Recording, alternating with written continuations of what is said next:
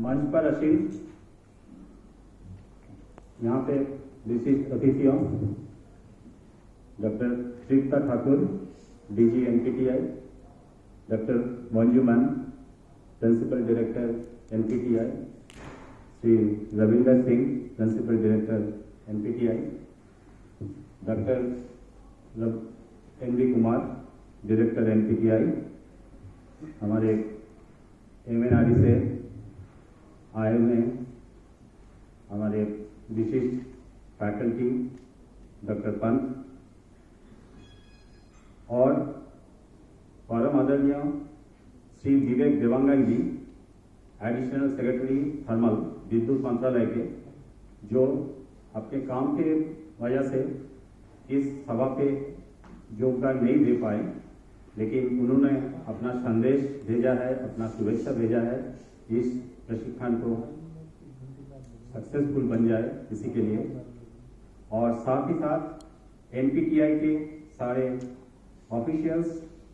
मेरे मिशन के सारे सहकर्मियों और यहाँ उपस्थित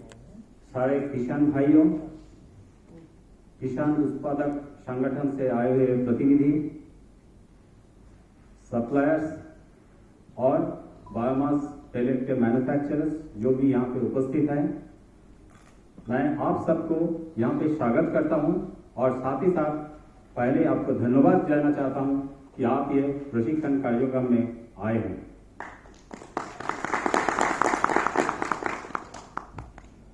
ये एनपीटीआई, ये जो शिक्षण प्रतिष्ठान है, ये देश के एक शीर्षक शिक्षण प्रतिष्ठान है और मुझे बहुत खुशी है कि एनपीटीआई ने ये बायोमास के ऊपर जो शिक्षण कार्यक्रम का आयोजन किया है। मुझे उम्मीद है कि इस शिक्षण कार्यक्रम में आप सब लोगों का बहुत लाभ होगा और सब लोगों का बहुत कुछ सीखने को मिलेगा। जैसे हम सब लोगों को मालूम है कि हमारे देश के लिए कृषि क्षेत्र एक विशेष प्राथमिकता है। हमारे देश में हम कृषि उत्पादन के लिए, आप सब लोग जानते ही हैं कि हम कृषि उत्पादन के लिए हम आत्मनिर्भर है। ना कि केवल आत्मनिर्भर है, हम एक प्रमुख निर्यात, जो कृषि उत्पादक निर्यात करते हैं, उसमें से भी एक प्रमुख देश है। तो इसका फलस्वरूप क्या हो रहा है कि हमारे देश में कृषि अवशेष वो भी बहुत उत्पादन हो रहा है। इस कृषि उत्पादन का जो अवशेष है, ये हम लोग विभिन्न रिसर्च ऑर्गेनाइजेशन और मिनिस्ट्री से लिए हुए आंकड़ों को देखे हैं, जिससे ये पता चलता है कि एक साल में करीब 750 मिलियन टन की कृषि अवशेष हमारे देश पे उत्पन्न होता है और उससे कम से कम 230 मिलियन टन, जबकि मतलब 23 करोड़ मिलियन टन इतना कृषि अवशेष अतिरिक्त रह जाता है। विभिन्न उपयोग के बाद भी इतना अतिरिक्त रह जाता है और अभी हम लोगों का ये जो अतिरिक्त कृषि अवशेष है, उसका हम लोग सही तरह से उपयोग कर नहीं रहे। जैसे कि हमारे पूर्ववर्ती वक्ताओं ने बोले हैं कि इसको या तो हम जला दे रहे हैं या तो हम जमीन पे वहीं पे कुछ उपयोग कर रहे हैं और जिसका फल हमारे लिए लाभजनक है नहीं। इससे ना कि केवल वायु प्रदूषण हो रहा है, इससे इसके साथ साथ हमारा जमीन का जो उर्वरता है उससे भी हानि हो रहा है। इससे हम लोग अगर सोचा जाए तो यही जो अतिरिक्त कृषि अवशेष है, इसका हम सही तरीका से जितना भी हमारा ताप विद्युत केंद्र है उसमें अगर ईंधन का रूप से उपयोग कर सके तो उसमें सबका भलाई है। उसमें ना केवल वायु प्रदूषण कम होगा, उसके साथ साथ इसमें सबके लिए, किसान भाइयों के लिए एक आय का स्रोत भी बन सकता है। इसी संदर्भ में हमारे विद्युत मंत्रालय के अधीन में एक मिशन बना है, जो है ताप विद्युत केंद्र में बायोमास को सही तरीका से उपयोग करने के लिए नेशनल मिशन है। और इस नेशनल मिशन का एक उद्देश्य यह है कि इस कृषि अवशेष को जितना भी एग्रो रेसिड्यूज बन रहा है सबको हम लोग किस तरह से इकोनॉमी को, एनवायरनमेंट को ध्यान रखते हुए ताप विद्युत केंद्रों में इसको सही तरह से उपयोग किया जाए। आप लोग ये सुनकर हैरान होंगे कि दिल्ली में पिछला साल ही देखा गया है, दिल्ली में और इसका आसपास का इलाकों में जो प्रदूषण हुआ है, 1 नवंबर को जो प्रदूषण का मात्रा एक PM 2.5 से नापा जाता है, उस PM 2.5 जितना बना था उसका 40% ये पराली जलाने से हुआ है। क्या हम लोग चाहेंगे कि पराली जला के हम लोग प्रदूषण इतना पैदा करें? हमें विश्वास है आप लोग कोई नहीं चाहेंगे।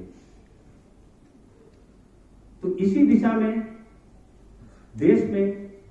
ना केवल विद्युत मंत्रालय काम कर रहे हैं,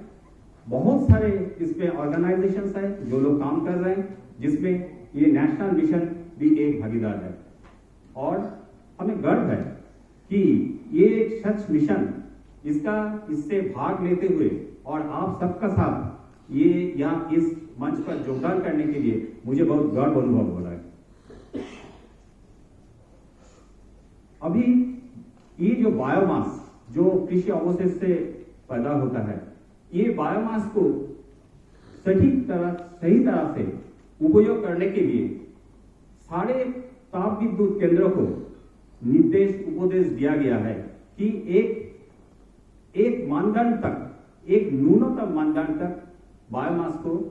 उपयोग किया जाए। लेकिन उस मानदंड तक पहुंचने के लिए ये जो बायोमास है, ये बायोमास कैसे वहां तक पहुंचाया जाए, ये भी देखना सभी का काम है। आज के दिन में हमारे पास जो मैं बोल रहा था, जितना 230 मिलियन टन, 23 करोड़ टन जो साल में बायोमास है, जो अतिरिक्त है, उतना हमारा पास अवेलेबल है जो हम ये ताप विद्युत केंद्रों में उपयोग कर सके। इसका सही तरीका निकालना है। सही तरीका निकालने के लिए हमें इसका जो सप्लाई चेन है, इसका जो आपूर्ति श्रृंखला है, उसको हम लोगों को सही करना है। और ये सही करने का दिशा में यही एक स्टेप है जहां पे इसके बारे में ज्ञान आदान प्रदान हो सकता है एंड इसका साथ साथ जो भी यहाँ पे मैन्युफैक्चरर्स है, सप्लायर्स है, वो सबका साथ आपका यहाँ पे बातचीत भी हो सकता है और आपका साथ वहां पे जो बातचीत में आप कुछ रास्ता निकाल सकते हैं। हम चाहेंगे कि ये जो सच मिशन है, जिस दिशा में हम लोग जा रहे हैं, मैं चाहता हूं